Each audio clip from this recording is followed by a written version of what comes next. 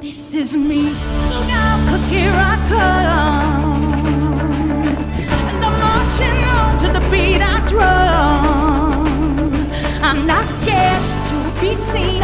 I make no apologies. This is me.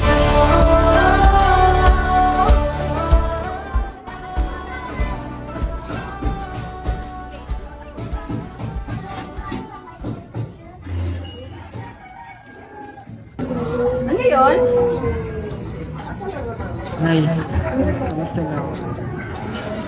Hey, Doris! Ikaw na ba yan? Mas ano nangyari sa'yo? Anak, iba na ka talaga sa akin ang maganda.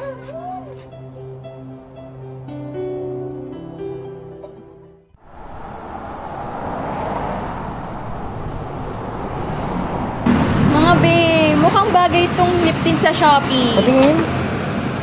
Ay, Diba? oo, pwede. Pero mas bagay sa kanya yung Pre-Line Rose dahil sa kutis niya. Okay. Sabi ko sa'yo, mas bagay yun sa akin ni Lena. Taray! Pwede namang akit ng A-pa? Well, ako lang to, no?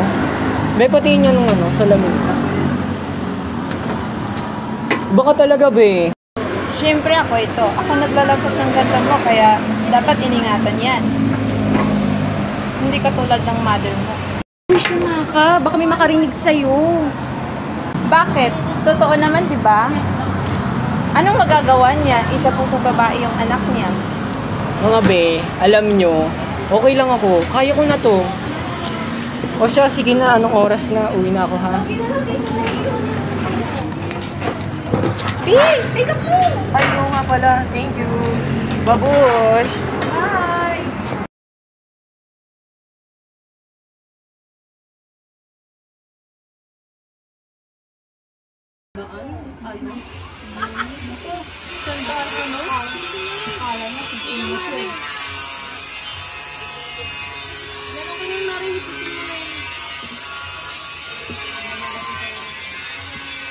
Pare, nung gabing nun, si Carlo at mga tropa niya biglang dinampot. Alam mo ba, narinig ko, ang multa umabot sa 100,000 piso. Naku, imbis kasi na ipambayad sa utang, shabu ng shabu. Ay, oo nga pala, Mare. Yung anak mo nakita ko nung isang araw. Ang pagmumuka, punong-puno ng kolorete. Tapos malambot pang kumilos. Yung iba, pinagtatawanan na yung anak mo. Ano? Ako yung bata talaga na yan. Hindi na natuto. Sindan mo kayo si... Springlighter. Baya. Malilintikan yan sa akin pag umuwi siya dito.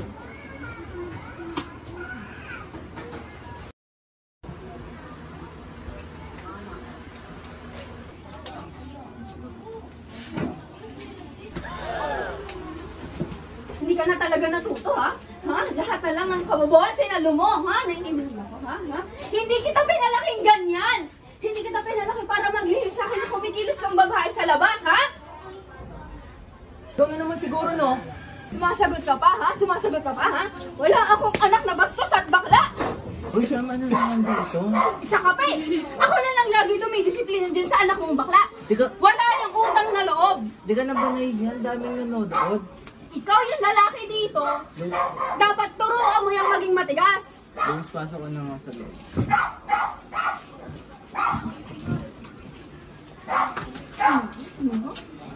Kinukonsente mo yung anak mo lagi.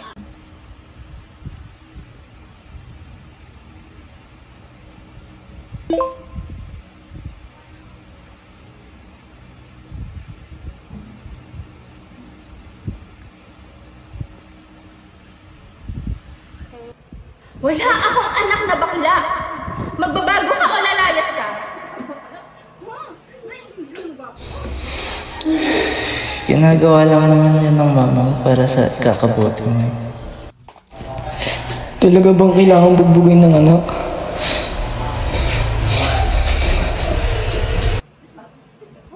Makinig ka na lang sa mama mo, okay? Para matapos na ito. Na, pagod na tayong lahat.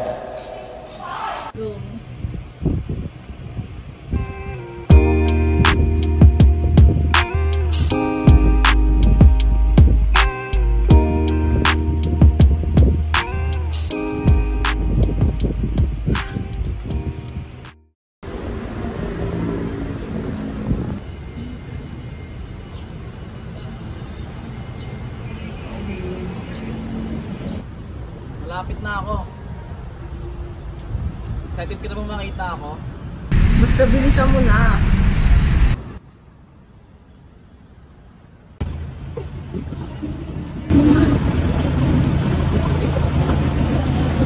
Excuse me, ba si Luis? Wait na kayo.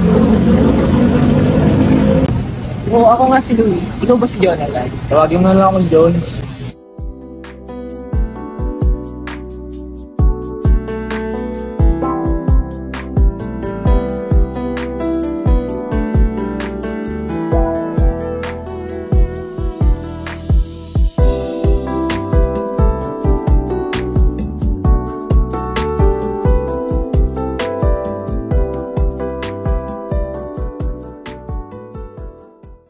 Ayun. Ganun kami ng nanay. Mahal ko naman yung nanay ko, pero lagi na kasi ako sinasaktan. Luis, napakabait mo at napakatapang mo. Kasi nasasabi mo pa rin yung mga ganyang bagay kahit nasasaktan ka na. Wala man daw sa... Alam mo ngayon ako nakakilala ng ganyan sa... Napaka-supportive at saka tanggap mo ako kahit Ito naman si Luis, napakalamdam mo talaga. Pasensya Luis, wait lang ako araw. Ay, hindi mo na ako lang. Kaya na lang ako.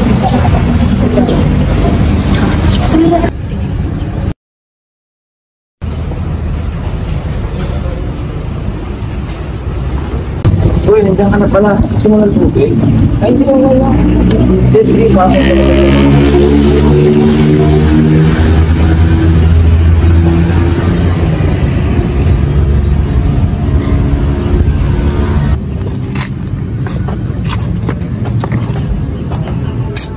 Okay ka lang ba? Hindi, medyo may hilo ako eh. Hindi mo problema na okay.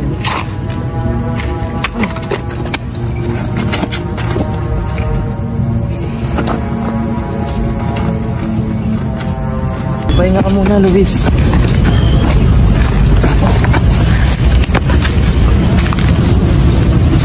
Teka lang. Pahinga ka muna dyan, Luis.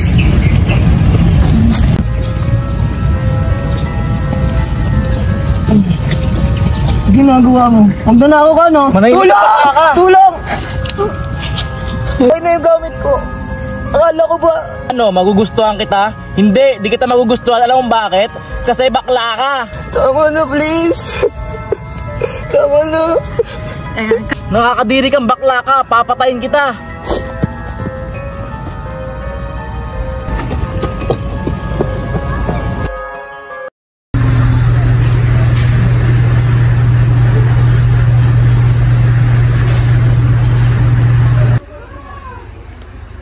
Tanggapin ba kaya ako dito?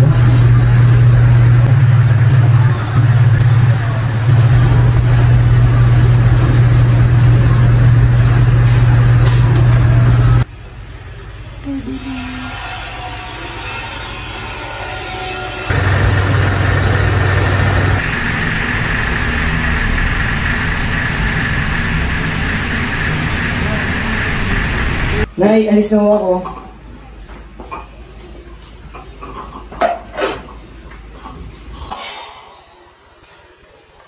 Kain ka na ba, nak? Halika, pasok ka muna. Nay, may napunta po ako.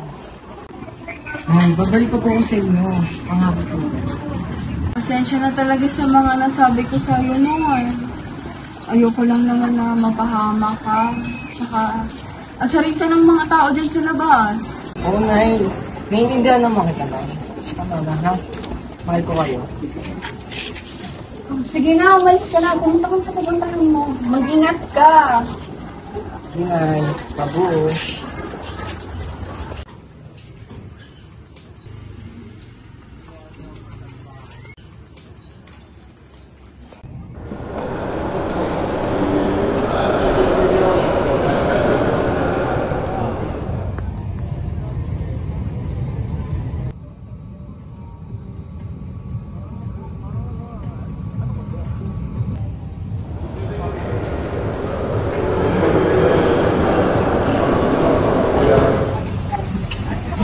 Pre, good morning. Ikaw pala yung pre. Miss kita pre, alam mo ba yun? Ako rin pre. Balita ka sa'yo. Kaya ba't may sugat ka? Ah, wala to pre, please lang. Babe! Let's go na. Sabi mo, deliver mo ako ngayon. Oo nga pala, pre. Sige, una kami, pre. Pare, ingat kayo, ah. Pre, ingat. Okay.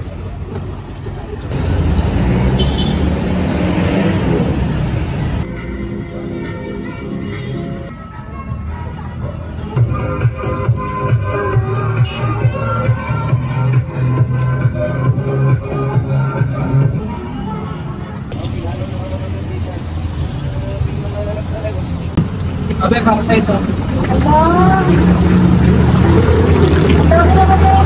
Okay, pag-gusto mo na. Ano, babe? Pwede mo ba ako i-naman? Oh, sige. Ito ba yung kapit? Eh, wala na pala akong pera. Ganon? Ito mo ito, trabaho ka para border yung kita mo. Sige na, babe. Punta mo na ako sa mga kaibigan ko mag-bukas.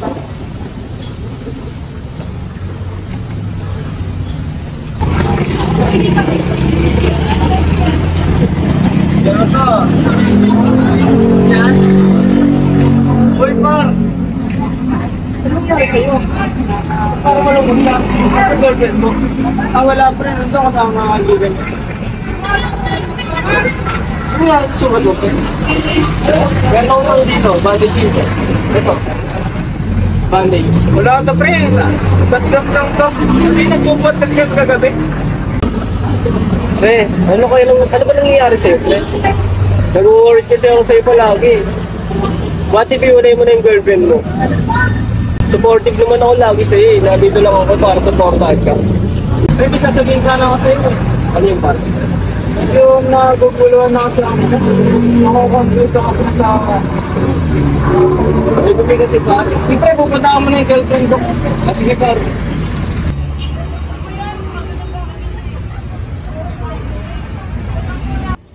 Supportive naman ako lagi sa'yo eh. Nandito lang ako para supportahan ka.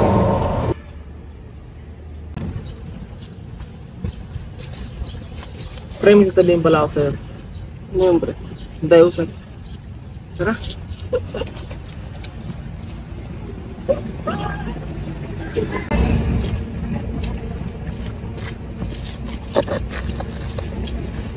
Pre, matagal ko nang gusto sabihin sa'yo ito, pre. Ano ba yun, pre? Kasi lagi ka nandiyan para sa akin. Oo, lagi yan nandito para sa'yo. Siyempre, magkaibigan natin. Pre, gusto kita. Ano? Hindi, biro ka ba? Hindi, pre. Mahal na mahal kita. Nice joke yan, pre. Tagal na tayo magkababata eh. Kaibigan tayo dati, pre. Seryoso nga, pre. Gusto kita. Pre, naiintindihan ko, pre. Lagi ako nandito para sa'yo. Pero hindi sa ganitong sitwasyon. Pero pre, hindi mo pwede yung ganito, pre. Nakaka-jiri ka.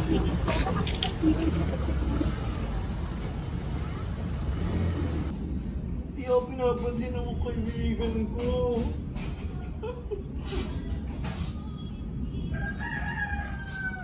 Pansinin mo ako, please. Kai, pansinin mo ako.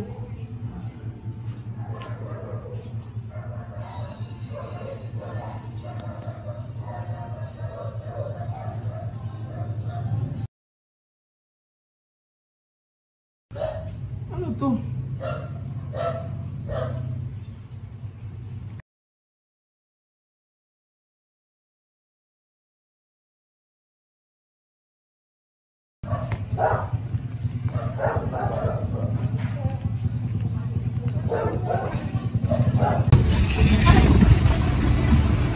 Oh, dapat nandito ka. Ay, nakita ko kasi yung page mo. Mukhang malaki naging tulong ng page ko sa inyo ah. Dahil nga sa inyo, nagkita-kita kasi. Wali ka na. Tulungan ka mag-ayos.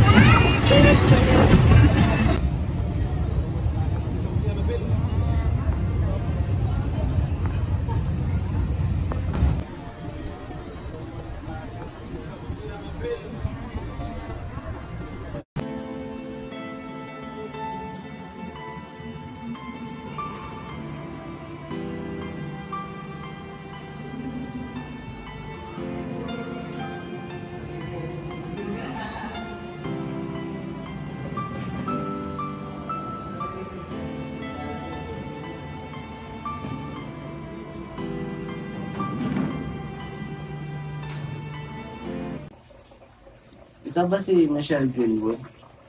Opo.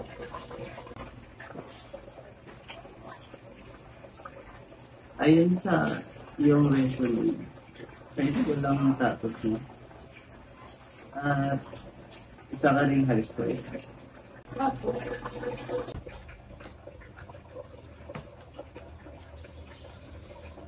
Alam mo, meron ka bang anak, asawa?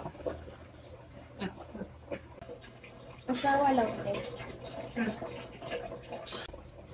What if unahin mo yung asawa mo? Alam ba ito ng asawa mo? Anong ibig niyo pong sabihin? Alam mo, Michelle, sa tingin ko, hindi para sa itong trabaho. Kasi, tingin ko mas okay pang maglinis kayo ng bahay. Mas marami pa kayong may tutulong sa aming mga lalaki.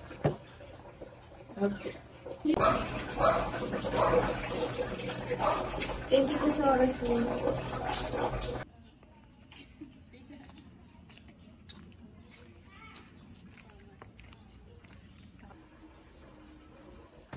Naman galing ha. Di ba sinasabi ko sa'yo, huwag ka na magtatrabaho. Tigas-tigas ng ulo mo. Sinasabi ko naman sa'yo, di ba? Nandito ka na sa bahay. Gusto kayo magtrabaho! Ano sabi mo? Sumasagot ka pa? Di mo ba sa ating dalawa, ako lang napagtapos ng pag-aaral. Ay na nga lang gagawin mo, bigyan mo ako ng asawa, hindi mo pa magawa. Kasalanan ko ba na bawag ka? Ano sabi mo? Sumasagot ka pa? Buti nga, pinapakisamahan pa kita. Walang kwentang babae.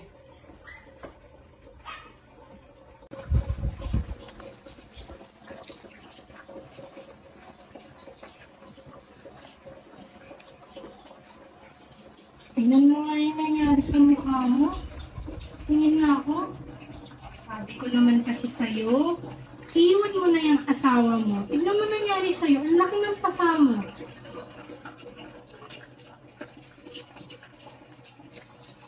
Kung gusto mo, lumayas ka na lang, layasan mo yung asawa mo. Ano pa bang magagawa natin? Hindi ka nga dito. Mahal ko talaga siya. Basta tandaan mo, lagi lang ako nandito, ha? Okay? Thank you. Ay, oo nga pala yun. Naipupuntahan lang kayo sa pag-apply ko lang. Bilis na ka mo ba ni Ante? Gusto ko lang naman kumita. Basta, lagi mong tandaan, suportado ako sa'yo kung anong gusto mo, ha? Basta, masaya ka lang, okay na ako, okay? Okay.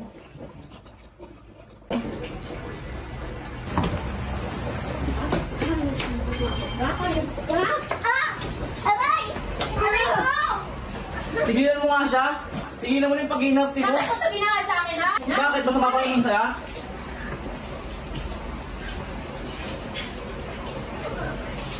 Binigay ko lahat sa'yo, animal ka, animal ka! Ano ko nabigay lahat? Ako lang mag-provide dito! Kasi ayaw ako pagtrabahuin! Tara na! Hiya mo yan! O saan kayo pupunta? Saan? O sige, lumayas ka, hayop ka!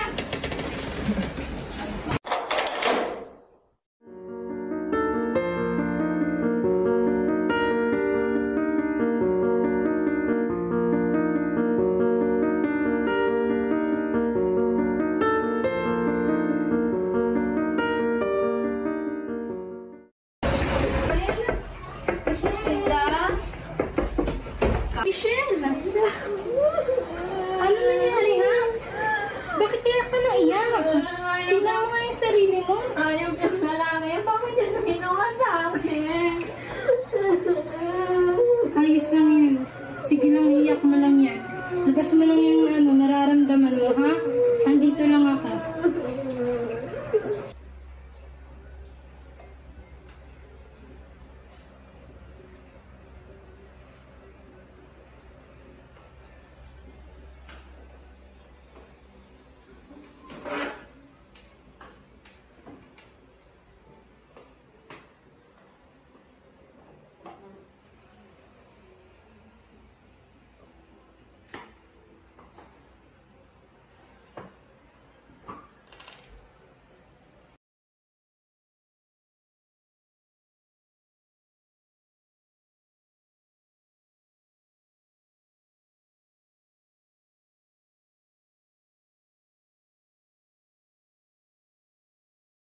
Mas gusto ko ang mga what ifs. Paano kung hindi ako kasal ni Arthur?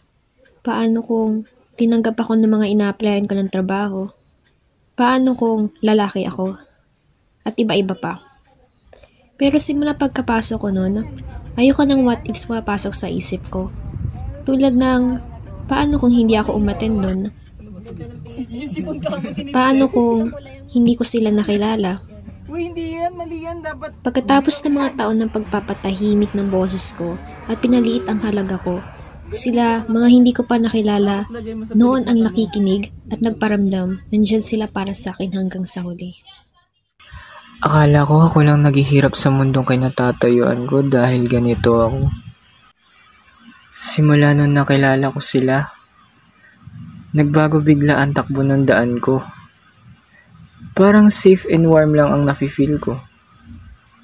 Ganito ba dapat ang pakiramdam ng parang pamilya?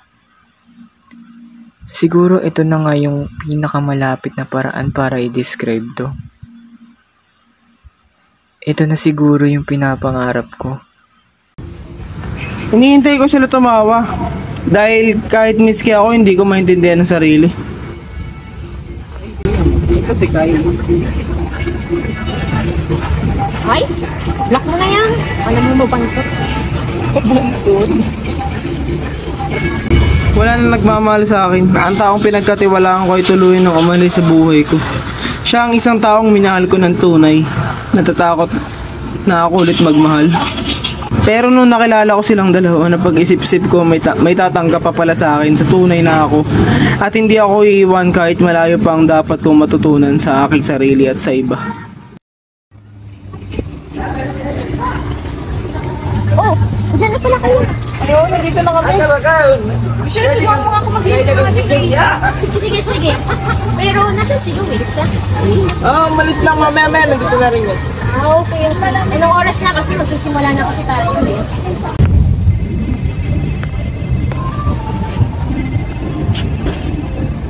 Hello? Papunta na ako. Oh, best, wait lang.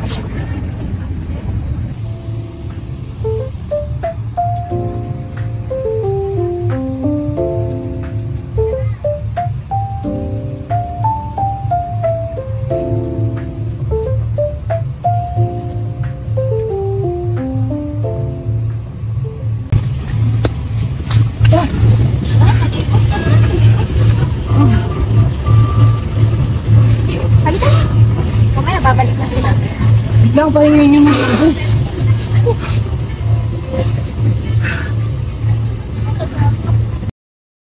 So the memories that brought tears.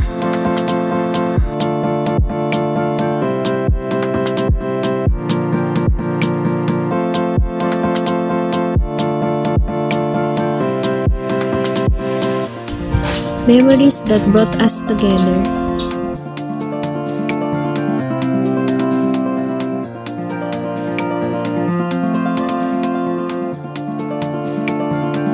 Memories that creates dreams.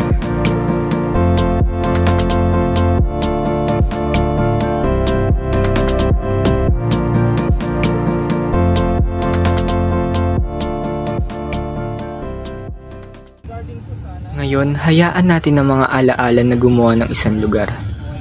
Para sa mga hindi pinaparinggan, hindi pinapahalagahan, pinagkakaitan ng mga oportunidad, tinataboy mula sa kanilang mga tahanan at bansa, at pinipilit na itago ang kanilang totoong sarili. Isang lugar na magsasabi sa kanilang, it's okay to dream and let their tears be the path to it.